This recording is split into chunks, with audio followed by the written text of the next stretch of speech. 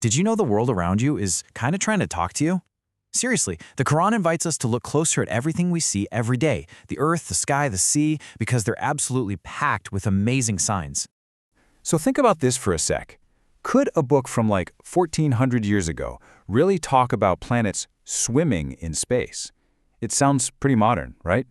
Well, get this. Surah Yasin, which is known as the heart of the Quran, does exactly that. And believe me, that's just the beginning. All right, let's kick things off with our first sign, and this is one you've definitely seen right here in the UAE. We're talking about that incredible moment when the desert, which looks totally dry and lifeless, suddenly bursts into a garden.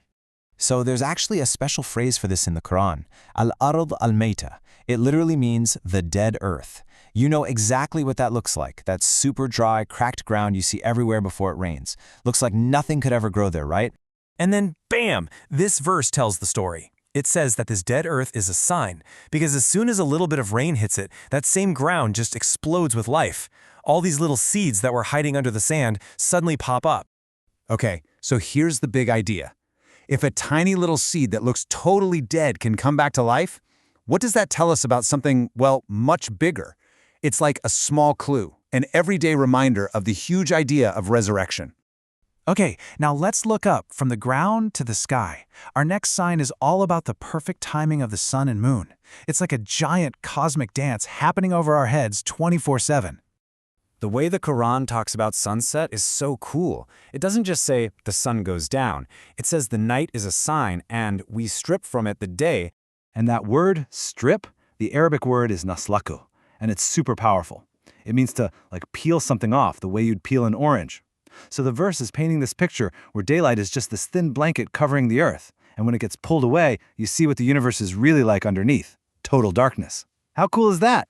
Then, the surah talks about the moon going through all its phases until it looks like an Arjun al-Qadim. Okay, I know what you're thinking. What on earth is an Arjun al-Qadim? Well, check this out. It's an old dried-up stalk from a date palm tree. You've definitely seen these. For people living in the desert all those years ago, what a perfect comparison for that skinny little crescent moon. It's an image they would have seen every single day. Just brilliant. And this brings us right back to that swimming idea from the beginning. The verse says the sun and moon are both yasbahun, which means swimming, each in their own path. I mean, can you think of a better word to describe how smoothly and quietly they glide through space? It's perfect.